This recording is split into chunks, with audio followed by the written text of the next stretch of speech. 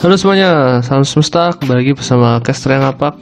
Hanya di podcast Debak, tempat dimana kamu bisa belajar tentang sains, teknologi, serta tips dan trik menarik yang seputar teknologi dan sains sendiri tentunya. Kesempatan kali ini, di chapter ke-41, ada satu topik yang sebenarnya sedikit melenceng, tapi karena belakangan ini sedang saya cukup dalami, ya kita akan bahas suatu hal tentang empati. Jir, ini kalau bisa dibilang ini empati ya, empati itu kayak apa banget sebenarnya. Ini untuk perempuan sebenarnya, tapi untuk ibu-ibu hamil ya, but nggak apa-apa karena podcast kita itu kan membahas suatu hal untuk semua kalangan gitu loh. Dan empati itu memang suatu hal yang sudah penting sudah sejak lama gitu loh.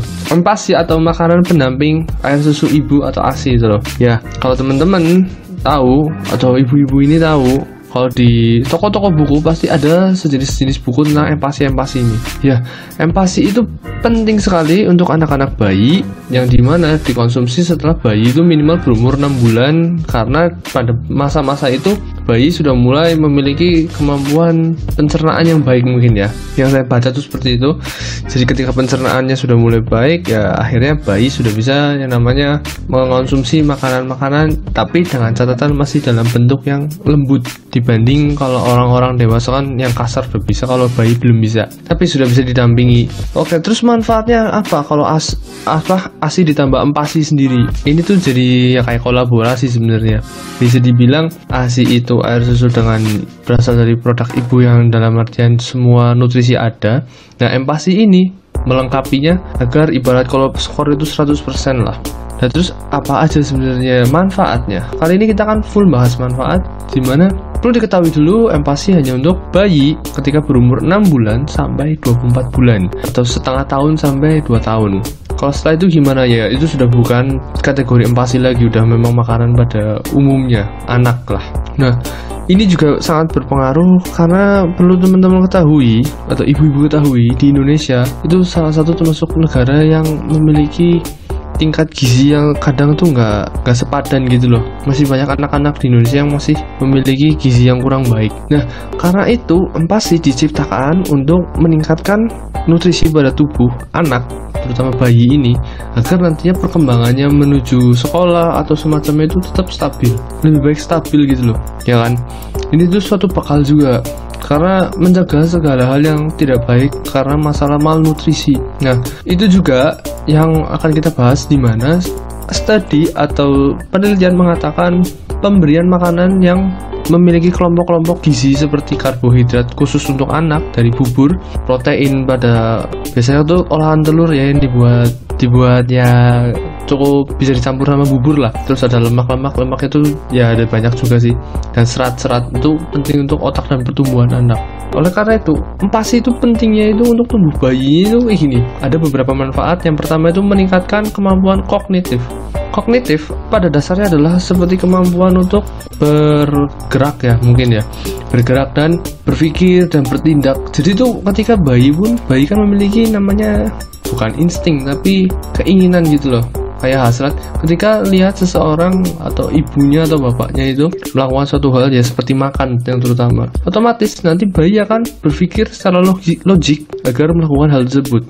Nah, ini kan dilatih supaya apa ya? Kalau bapak ibu lihat di iklan atau teman-teman lihat di iklan, kan ada beberapa anak-anak bayi yang ditunjukkan untuk bisa makan sendiri dengan memegang sendok sendiri.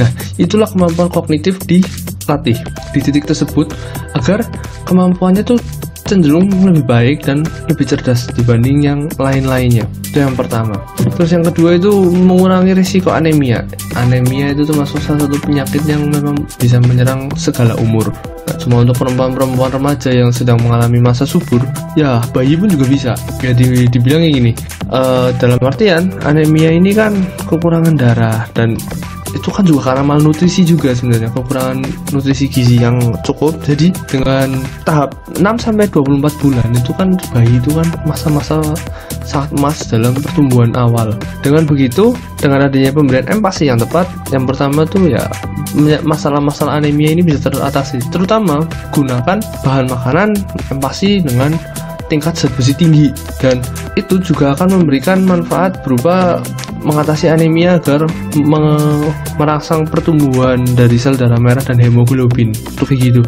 Jadi perlu diketahui benar-benar. Jadi empati itu sangat penting. Gak cuma asinya doang. Yang keempat, risiko infeksi dan diare. Iya, karena olahan makanan itu kan ibu sendiri yang tahu, sang ibu sendiri atau orang tua lah yang tahu ya, jadi nggak mungkin dong makanan yang diberikan itu asal-asalan. Yang pertama. Yang kedua, masalah-masalah pencernaan pada bayi itu jauh gitu loh, nggak bakal bisa terjadi. Tentunya sebagai orang tua kan sangat menyukai jika anaknya itu nggak ada masalah dalam perut ya. Bahkan di iklan-iklan susu, iklan apapun mengatakan bagian tubuh bayi itu, perut itu sangat penting agar kondisi bayi itu perutnya itu tetap lancar dan pencernaannya itu baik, agar tidak terjadi yang namanya suatu hal yang tidak diinginkan, kan itu kan di dalam gitu loh. Jadi ya infeksi saluran pencernaan itu jadi nggak ada gitu loh, karena jumlah nutrisi yang didapat dan jenis makanannya itu kan cenderung mudah dicerna oleh bayi itu kayak gitu. Yang keempat itu meningkatkan kesehatan pada psikologi bayi. So kalau ini sih sebenarnya memang 50-50 ya, but gini kan, kalau bisa dikatakan kan kalau sedang proses empati memberikan atau menyuapi makanan kepada bayi, para ibu atau para bapak orang yang tidak orang tua itu pasti bisa bercengkrama dengan lebih enak dengan sang anak, dengan bayinya. Nah, interaksi inilah yang bisa dikatakan bahwa itu meningkatkan kesehatan mental pada bayinya, karena dengan begitu kan kedekatan antar orang tua dan anak itu kan terus terjalin, dan ini jauh lebih baik timbang orang tua yang kurang melakukan interaksi semacam ini katanya secara psikologi. So jadi nggak ada salahnya gitu loh kalau melakukan kegiatan menyuapi makanan empati ini gitu untuk menjaga kesehatan mental. Dan itu juga yang mengapa saat ini tuh banyak sekali jenis-jenis makanan empati yang teman-teman dengerin podcast ini tahu loh bahwa potensi-potensi yang ada gitu loh dalam pembuatan berbagai jenis makanan. Karena dengan begitu bayi jauh lebih sehat, ya kan? Udah jauh lebih sehat, orang tua bisa mengontrol jenis makanannya. Itu kan lebih bagus lagi. Kalau makanan nggak terkontrol, bayi kan juga nggak sehat. Yang pertama. Yang kedua, berbagai jenis penyakit yang mematikan juga bisa datang.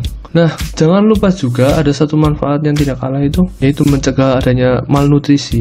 Malnutrisi merupakan suatu kejadian yang sudah sering sekali terjadi, bahkan sudah sejak berapa ratus tahun yang lalu. Ketika orang kurangan gizi, itu banyak sekali akibat yang buruk tentunya. Udah berbagai macam penyakit terus kondisi tubuhnya nggak baik, dan biasanya kejiwaannya juga kurang, dan ini harus benar-benar direduksi gitu loh.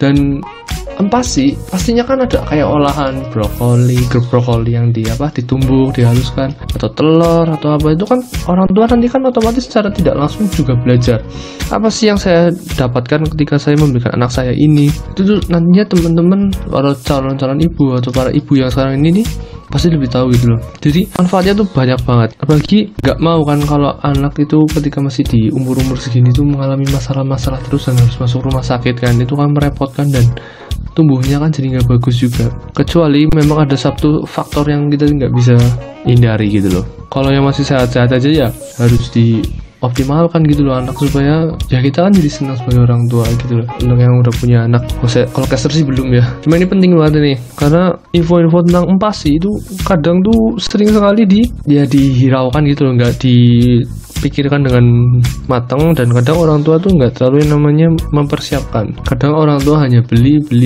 tapi nggak tahu ini baik apa enggak. Nah, karena memang secara sainsnya itu dikatakan untuk makanan-makanan genting seperti ini lebih baik dibuatkan sendiri, dan dengan begitu kondisi psikologi ibu dan anak itu lebih terjalin dengan sempurna.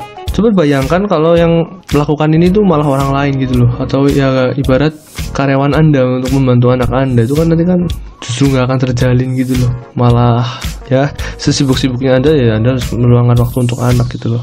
Ya mungkin itu sih sebenarnya kalau dari segi manfaat.